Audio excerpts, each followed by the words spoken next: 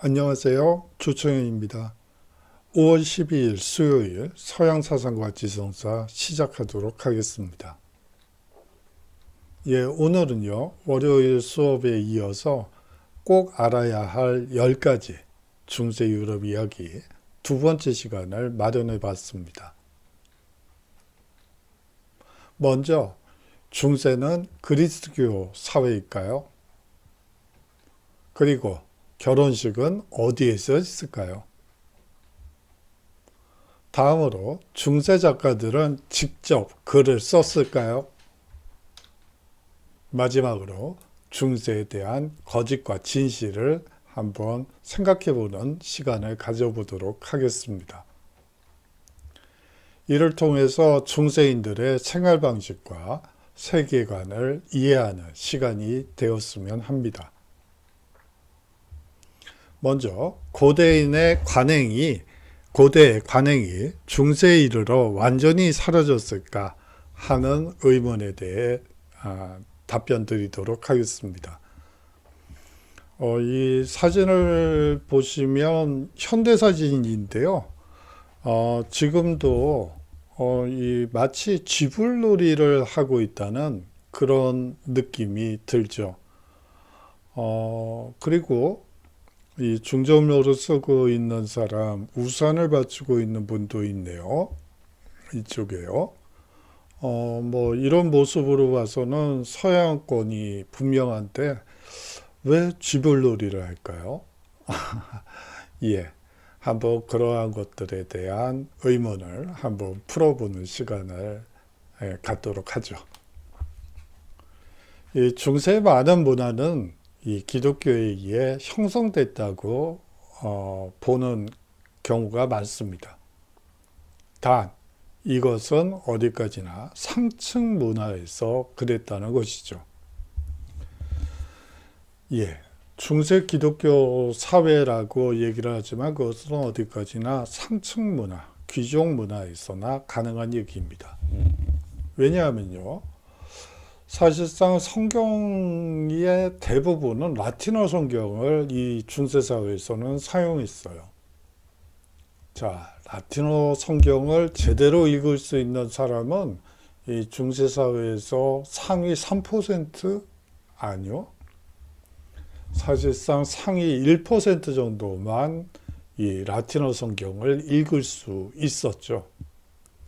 거기에다가 문제는 이제 미사, 가톨릭에서 미사라고 하죠. 그 미사를 올릴 때 라틴어 그 예배를 올리게 됩니다. 일단 평민들이 이 까막눈에 이 글자 소리도 들리질 않아요. 그런데 무슨 기독교 사회가 형성될 수 있겠습니까? 사실상 그렇기 때문에 이 중세의 상층 문화와 하층 문화 사이에 상당한 괴리감이 나타나게 되죠. 사실상 한 나라의 딴 사람이라고 보시면 될 것 같습니다. 그렇기 때문에 중세의 많은 문화가 기독교에 의해 형성되었다는 것은 사실상 중세의 상층 계급의 얘기가 되는 것이다 라고 이해하시면 됩니다. 나머지 라틴어를 읽을 줄 모르는 99%의 국민들은 백성들이라고 얘기하는 게 맞겠죠. 백성들은 어떤 세계관을 가지고 삶을 살아갔을까요? 바로 고대적인 과거로부터 민족적 관행, 이 부족적 관행에 따라서 생활을 했다고 보는 게 맞습니다. 그리고 중세 상층 계급은 하층 계급을 자기식으로 만들어야지 될 필요성도 별로 느끼지 않았던 것 같습니다. 자, 한번 그 예를, 하층 문화의 예를 보도록 하죠. 유럽의 여러 지역에서 발견되는 한여름의 전야에 이 언덕 아래로 불타는 통을 굴리는 풍습이 있습니다. 앞서 본 지불놀이 비슷한 것이 바로 그 행사가 지금도 계속되고 있는 이 증거로서 여러분들께 한번 보여드린 거예요. 다음으로 이 신혼부부의 머리에 밀을 뿌리던 풍습도 있습니다. 다산을, 이 밀이라는 것은 하나를 뿌리면 한 2, 3배갈이 나오죠. 아주 엄청난, 어떻게 보면 생산량이 이 200배 정도, 2, 300배 정도 나온다고 볼 수 있을 정도로 이 다산을, 이 많은 양의 이 이삭을 피우죠. 그렇기 때문에 신혼부부의 머리에 뿌리면 이 많은 자녀를 낳을 수 있다는 이 풍습 때문에 이 머리에 밀을 뿌리던 풍습이 있습니다. 또 하나 흥미로운 것은 헬프 A를 개최해서 이 기부금을 모으는 일도 일반적이었습니다. 사실상 맥주 파티라고 보시면 되고요.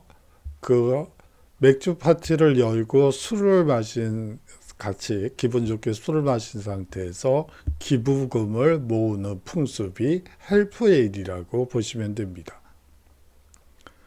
이러한 모든 관행들이 사실상 미심처럼 보이지만 종종 질병이나 수학 실패에 대한 초자연적인 보호를 요청하는 것과 관련이 돼 있다고 보시면 됩니다.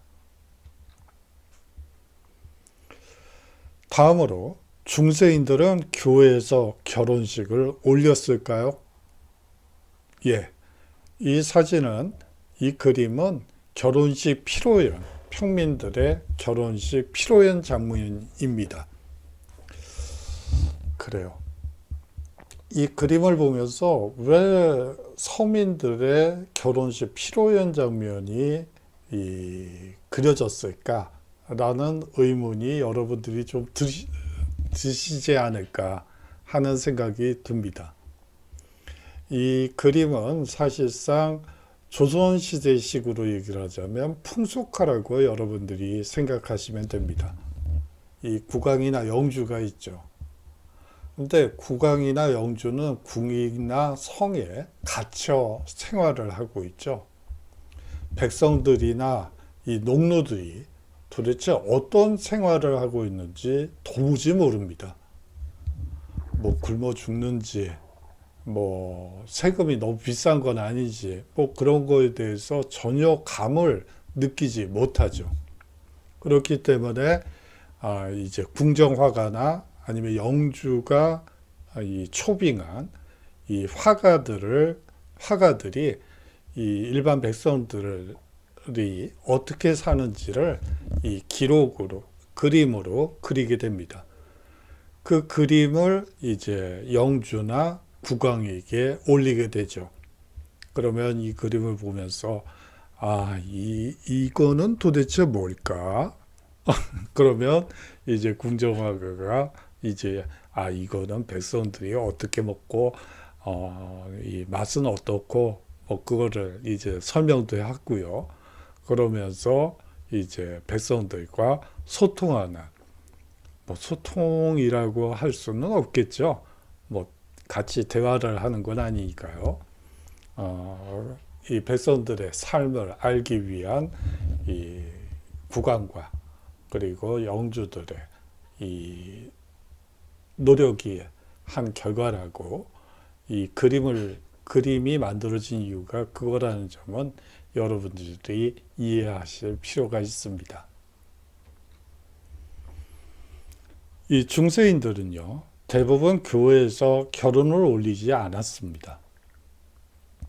결혼을 엄숙하게 치르려는 사람들은 그저 교회 앞마당에서 결혼식을 올리고 휙 돌아서 나가죠. 이 예비 부부는요, 이 결혼을 하고 할 때 교회나 사제가 필요하지 않았기 때문입니다. 교회는요, 분명히 사람들이 이 결혼식을 교회에서 하기를 원했습니다. 그래서 15세기 무렵부터 결혼은 공식적인 성스러운 행사, 즉 성사라고 주장하기 시작했던 것이죠. 하지만 사실상 그리고 이 중세법상 서로 결혼하고 싶다고 그저 선언만 하면 바로 결혼이 성사됩니다. 예비 부부의 동의가 있어야 하고요. 이상적으로는 증인도 필요합니다. 왜냐하면 나중에 어느 한쪽이 마음이 바뀌었을 경우에 대비하기 위해서죠. 하지만 아주 간편하게 결혼할 수 있다는 것은 중세가 가지고 있는 특징 중에 하나입니다. 잠시만요. 이 결혼 얘기가 나와서 그러는데 이 중세 시기에 결혼 연령이 어땠을 것 같으세요? 여러분들이 한번 어떻게 대답하는지 보면 이제 정상적인 대면 수업일 때 이제 학생들한테 물어보면 대부분 어린 나이에 결혼하는 걸로 대답하는 경우가 많습니다. 하지만 이 중세 시기에 이 결혼 연령을 보면요, 상당히 높아요. 뭐 한 30대 초중반이라고 보시면 됩니다.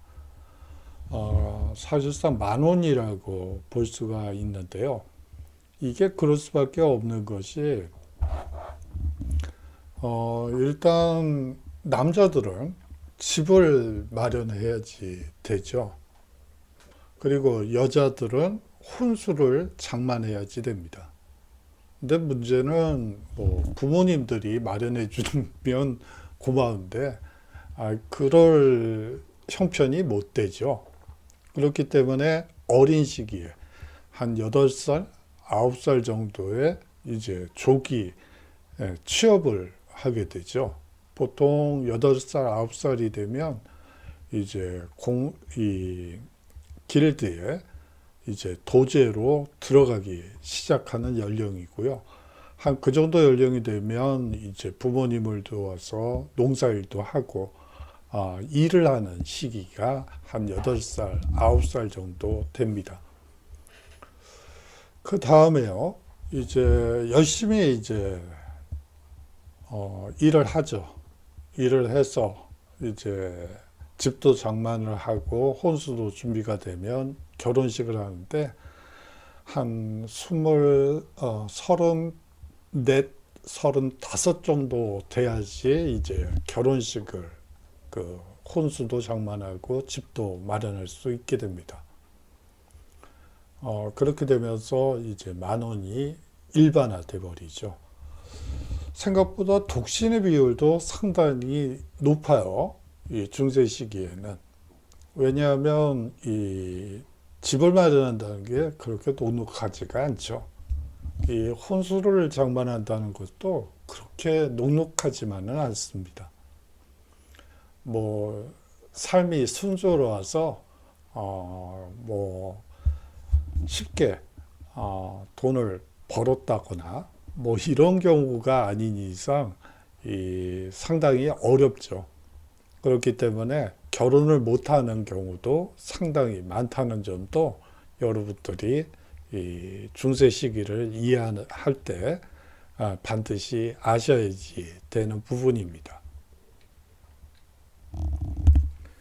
자, 다음으로요. 대부분의 위대한 중세 작가들은 자신이 직접 글을 쓰지 않았다는데 이게 무슨 얘기일까요? 그럼 대필 작가를 이용했다는 건가요?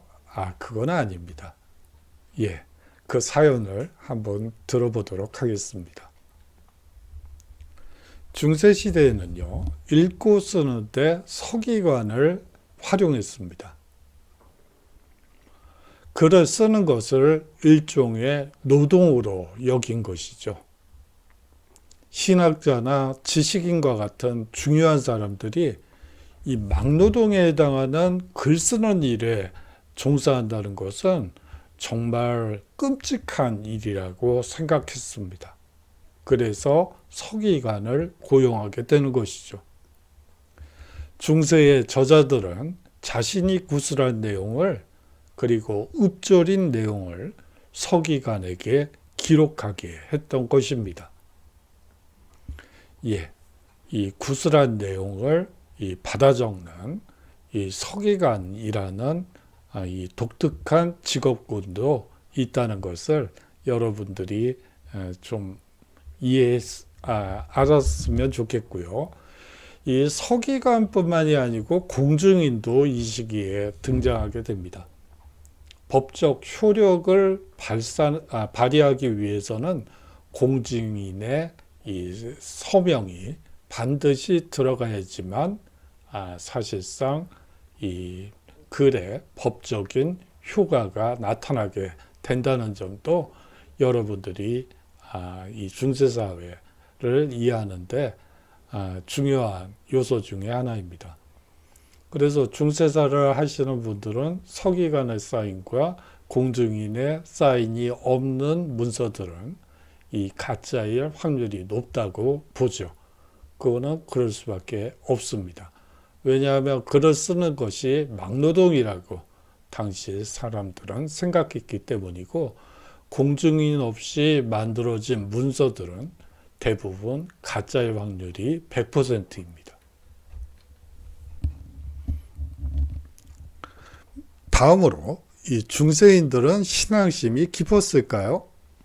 예, 무슨 이미지를 가지고 올까 하다가 이 노트르담, 이 파리에 있는 노트르담 대성당의 후면 주교다리라는 다리에서 찍은 사진을 가지고 와봤습니다. 이 노트르담 대성당은 몇 년 전에 화재로 인해서 이 종탑이 거의 소실되다시피 이 노트르담의 꼽추라는 이 빅토르 위고의 소설을 읽어보신 분들은 아시겠지만 그 종탑이 무너졌다는 가슴 아픈 얘기가 있었죠. 그걸 보면서 남대문 생각이 나더라고요. 벌써 그것도 18년 전, 19년 전 얘기 같네요. 그 남대문 이 양녕대군이 쓴 이 남대문 현판이 이 화재로 인해서 불타버렸던 가슴 아픈 얘기들이 그게 연상이 돼가지고 좀 기분이 씁쓸해지더군요. 그래서 한번 이 신앙심과 관련해서 노트르담 대성당 사진을 한번 가져와 봤습니다. 중세에는 이 신비주의자, 성도, 그리고 성모 숭배, 순례 등을 통해 신앙심이 대단히 깊었을 것으로 생각하고 있습니다. 그러나 사람들이 일상생활에서 항상 신과 종교에 초점을 맞추고 있다고 가정하고, 이 중세 사람들이 회의적인 반성이나 합리적인 판단을 할 수 없다고 생각하는 것은 잘못입니다. 평범한 사람들은 영원히 피에 지나지 않는다고 믿으며 죽기도 했죠. 또한 식물과 농작물을 자라게 하는 것은 하나님이 아니라 토양이라고 생각하기도 했습니다. 사람들이 종교에 별로 구애되지 않는다는 증거도 많이 있습니다. 대개 일요일에 교회에 가지 않았던 것으로 보입니다. 14세기 초반 한 스페인 신부는 주교에게 일요일에 교회에 오는 사람이 거의 없다고, 그리고 그 교회에 오지 않는 사람들이 거리에서 놀다가 이 밤을 지새운다고 보고하고 있죠. 다른 기록 역시 상당수가 일요일 아침에 교회가 아닌 다른 곳에서 놀았다는 사실을 뒷받침하고 있습니다. 이 가톨릭 성직자 집단에서는 사실상 신부들이 이 주교에게 이 자신이 부임하고 있는 이 성당에서 그 일요일에 몇 명이 왔고 이제 예금은 얼마를 냈고 그것을 일일이 보고하게 되어 있습니다. 그런데 이제 오는 사람이 없기 때문에 수입도 없다는 얘기를 하고 있는 부분이죠. 예, 당시에 사실상 앞서서 얘기한 것처럼 이 평민들이 교회에 가봤자, 성당에 가봤자 이 신부의 얘기를 알아들을 수가 없는 거죠. 라틴어 예배를 하는데 이 무슨 얘기인지 무슨 수를 알겠어요.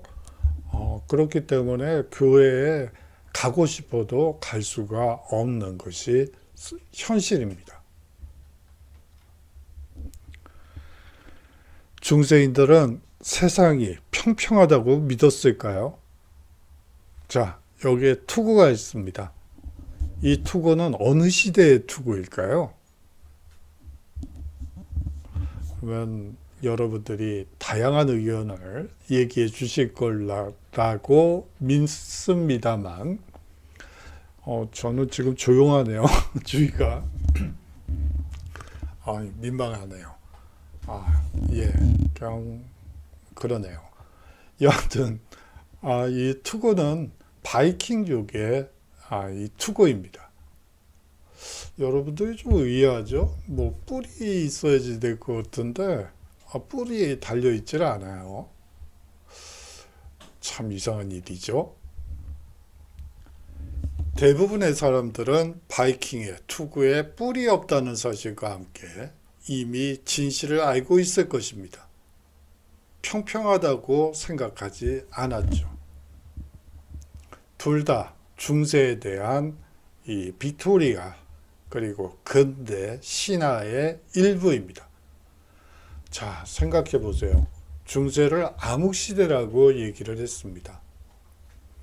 계몽주의 그리고 빅토리아 시대 19세기까지 이 현대인들이 본 중세라는 것은 그야말로 시커멓죠. 도대체 저 사람들은 무슨 생각으로 저렇게 생활하고 있고 정말 야만인과 같은 그리고 게르만족이 뛰어다니는 말 타고 돌아다니는 아주 이상한 사회로 만들었습니다. 그렇기 때문에 중세에 대한 많은 이 오해가 발생하게 되는 것이죠. 그 대표적인 오해 중에 하나가 이 영주가 농노와 결혼할 신혼 여성과 하룻밤을 잘 수 있다는 생각과 함께 생각이 있는데요. 이것은 어디까지나 신화에 불과합니다. 이 중세 영주를 사실상 야만족과 똑같이 생각하도록 만들기 위해서 이 근대인들이 만들어 놓은 장치라고 여러분들이 생각하시면 되죠. 그래요. 사실상 과거로 올라가면 올라갈수록 이 기록된 이 역사적 기록물은 아주 적습니다. 그 속에서 의미를 찾아내는 과정에서 이 오해도 생기고 신화도 생기고 그렇죠.